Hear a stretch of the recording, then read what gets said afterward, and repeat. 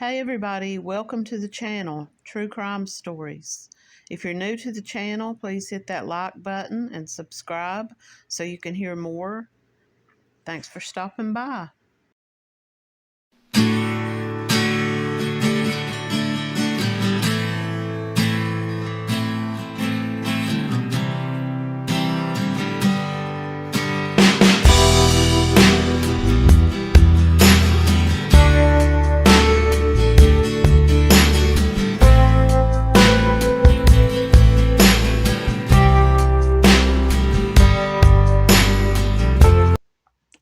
When I was doing some research on some of these cases, I came upon this man's story and I wanted to talk about it.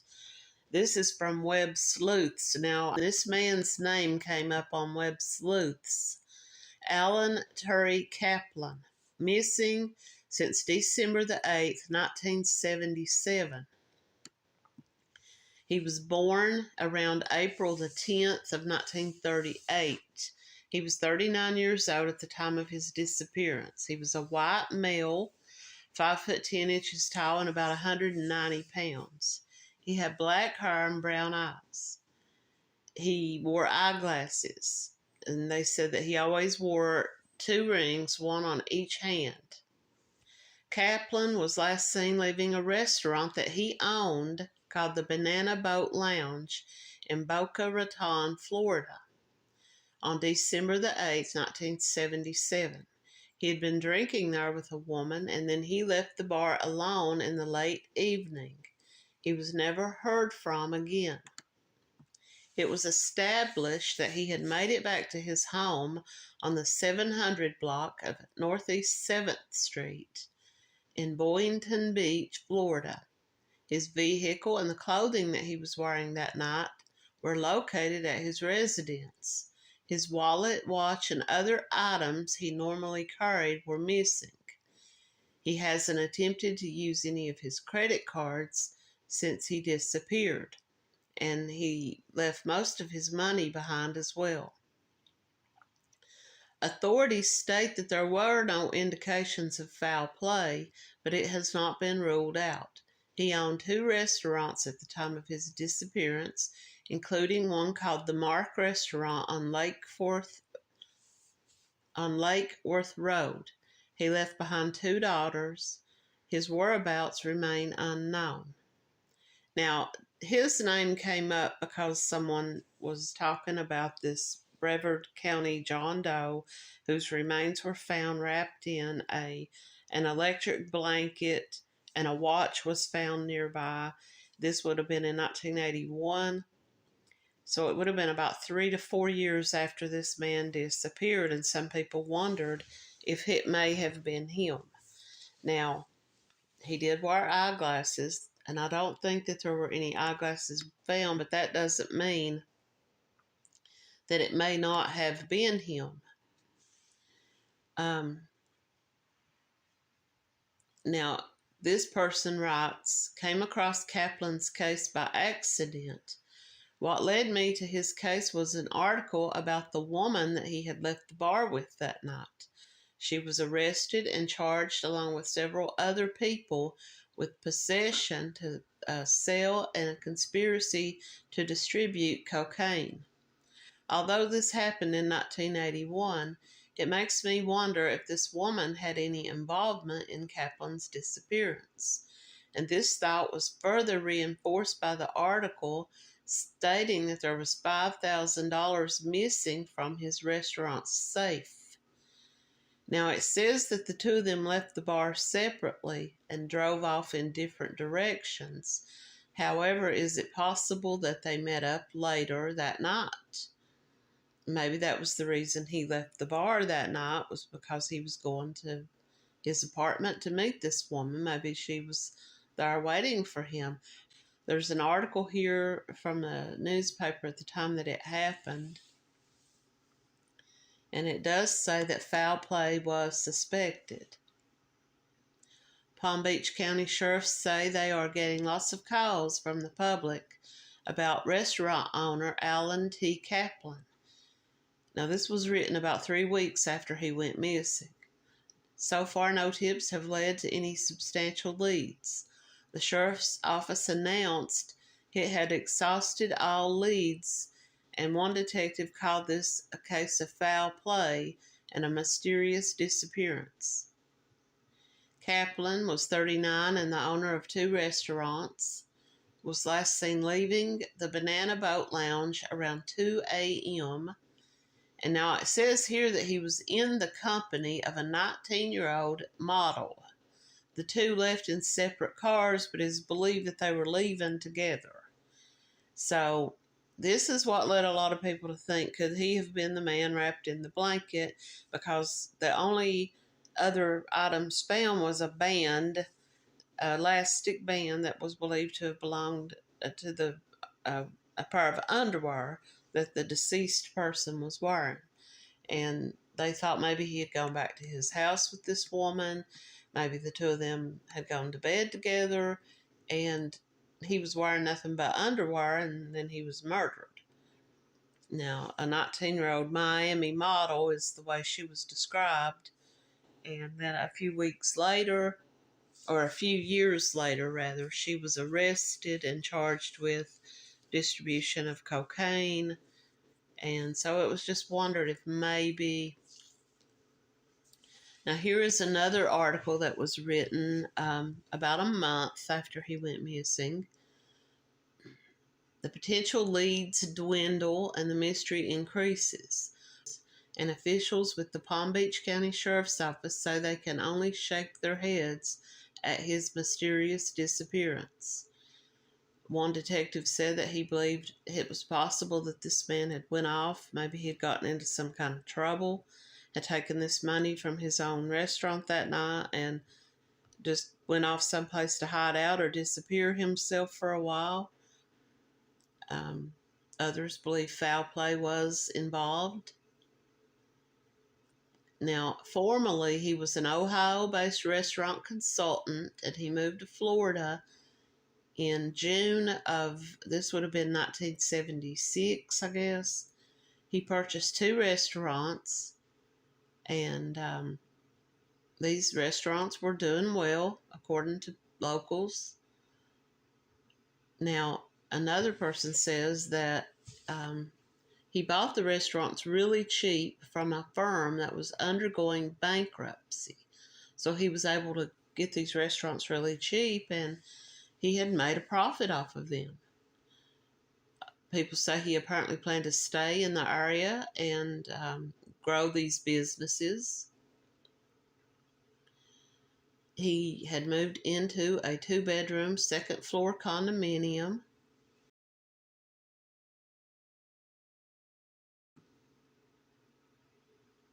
Now, some people, in another article, he was referred to as a loner.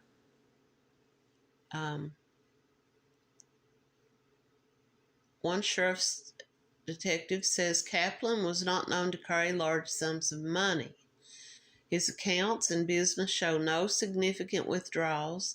His credit cards have not been used since December the 8th, the day he disappeared. And by all accounts, Kaplan was a hard worker and usually a loner. He would relax by flying to the Bahamas for the weekend to unwind with friends. He always had an airline ticket from Miami to the islands, and it's a complete mystery as to what happened to him. His friend who was interviewed described him as a quiet loner. She says she knew him well and that he was divorced, and they had, I guess they had dated. I don't know if this is the woman. No, this is a different woman. This is a woman who was 27 years old, and she was a school teacher in Ohio, and she knew him from Ohio. She had visited him about a month before he disappeared. She said they regularly talked on the phone, and the last day they spoke was about 8 days before he disappeared. He never indicated to her that there was anything wrong or he was having any problems with anybody. Now, by a simple twist of fate, North Palm Beach native Sharon Weed who was 19, was the last known person to see Kaplan.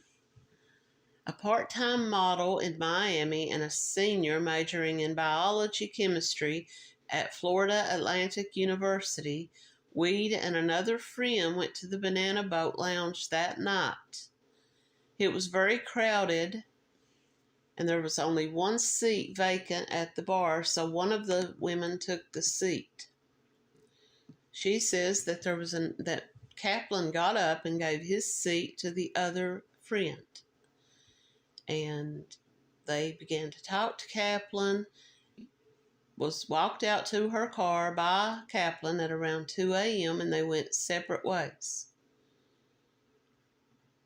Now she says he was a very nice man and a gentleman, and he had never tried anything with her. He walked her out to her car to make sure she got to her car safely.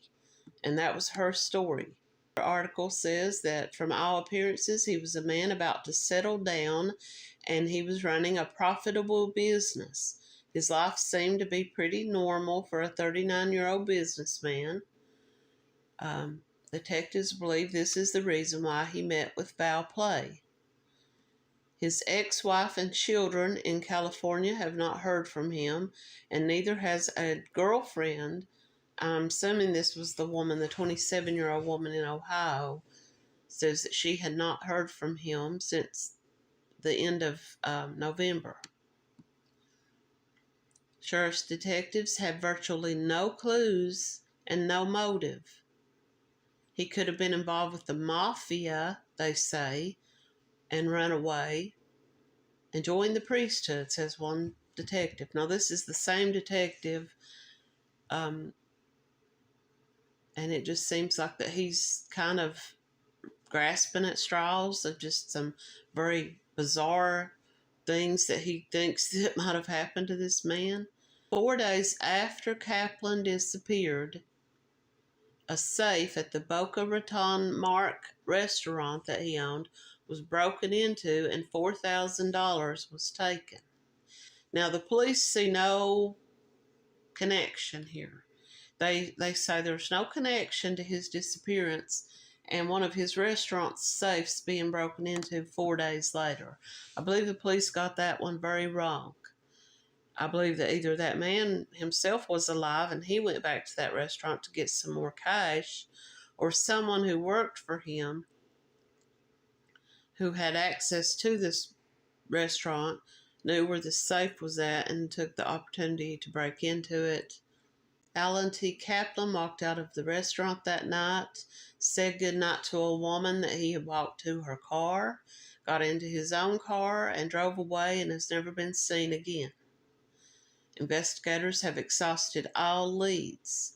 We have no reason to think there was no foul play. He was a hard-working man, and he was described as a loner. He didn't really spend a lot of time. He owned these restaurants, bar-type restaurants, and he would go there each night. But he wasn't the type of person that kept a big crowd of people around him, and he was always working. He would talk to the customers and have conversations, but he wasn't one that just sat around with a crowd of people around him partying and, everything's gone. We've gone through everything. His whole background has been checked. There are some people in his background who are not the most approachable, but we've been unable to come up with anything directing him to any illegal activities such as drug trafficking. The question of drugs arose because Kaplan had made frequent trips to the Bahamas. However, this girlfriend of his who was still in Ohio says that he would work himself to a frazzle through the week and then take off to the Bahamas on the weekends to unwind. He had an open ticket to the Bahamas. Now, this was found in his briefcase and along with his passport, so they don't think he'd left the country, at least not by airplane. His bank account had not been touched, and there have been no charges on any credit cards. Some of his unpaid bills were left behind. And so this man just disappeared. This was the reason why someone on Web Sleuths thought it was possible that he could have been the man found wrapped up in the blanket. Now, that would have been solved by now using DNA, because this man did have 2 daughters. Authorities believe Kaplan returned home that night and stayed there until around 7 a.m. But his car was still found at his apartment, so how did he leave unless he got a ride with someone else?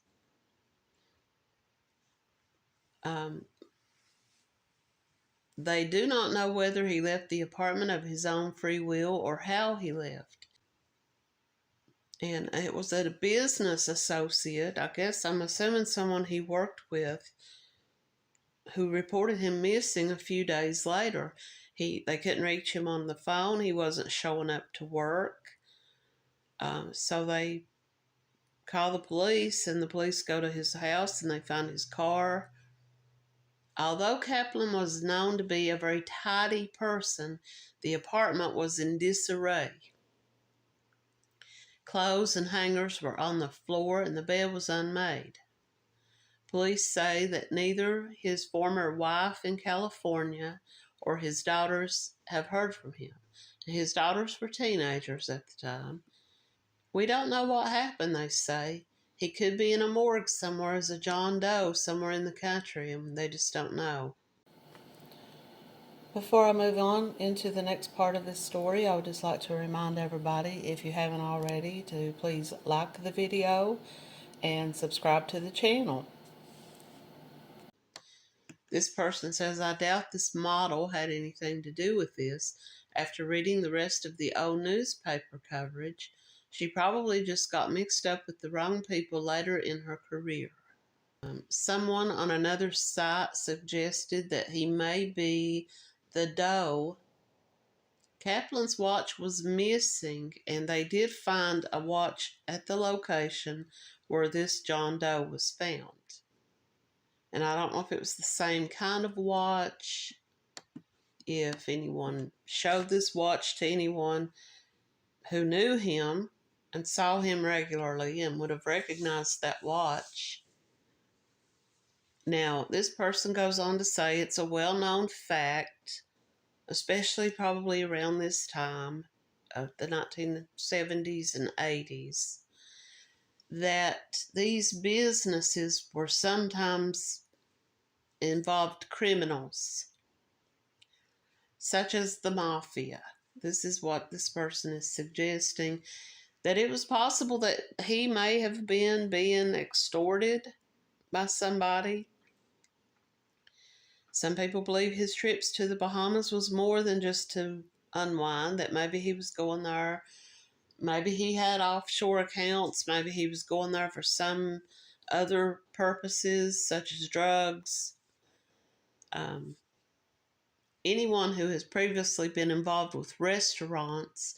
Now, this person says he bought these restaurants from these people who were in bankruptcy, and they had to sell these restaurants pretty cheap because they had to recover what money they could. So he comes in and he gets these 2 restaurants at a bargain price. I think one person said that he got one of the restaurants for as much as $40,000.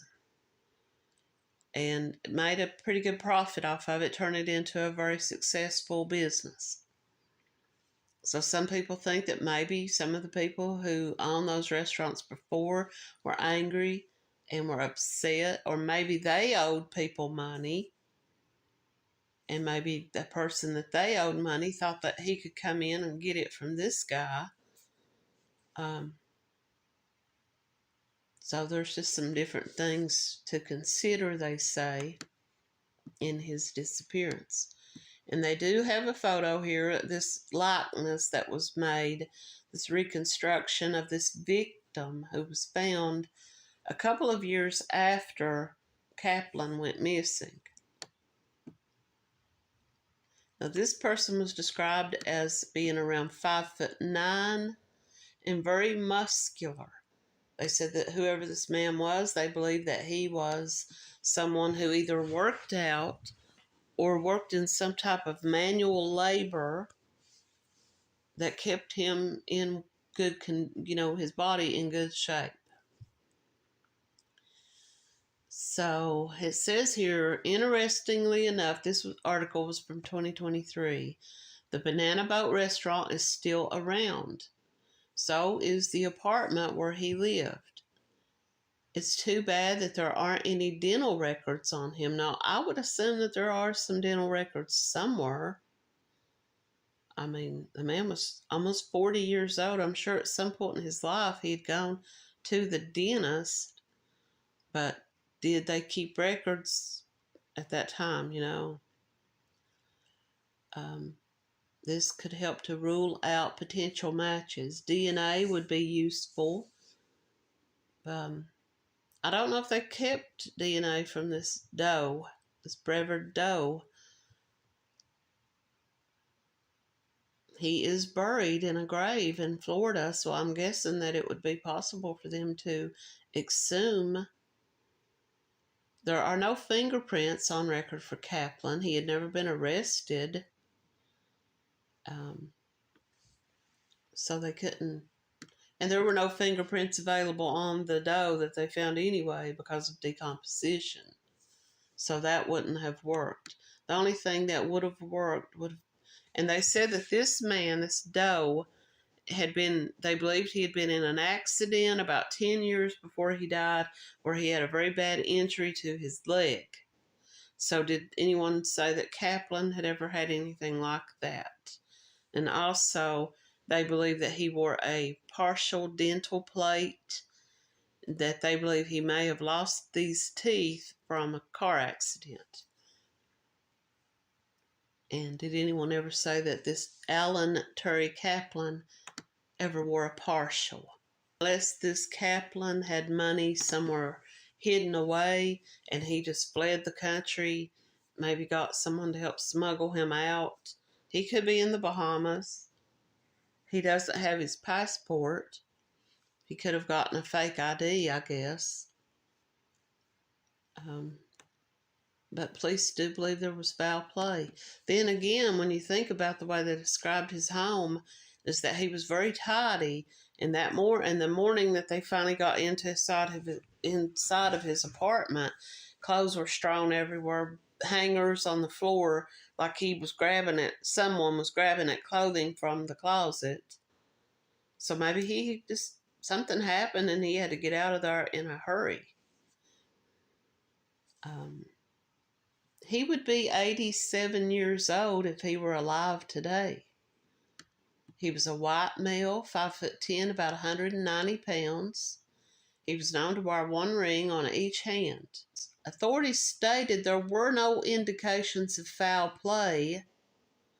However, they do believe that something foul, something sinister led to his disappearance. Whether he was on the run for something, but they could find nothing. When they researched his background, when they talked to his friends and family, they could find nothing that indicated that he was in any kind of trouble.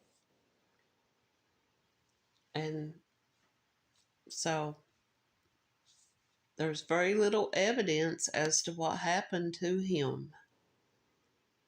If anyone has any information, they can contact the Palm Beach County Sheriff's Office at 1-800-458-8477. Thanks for watching.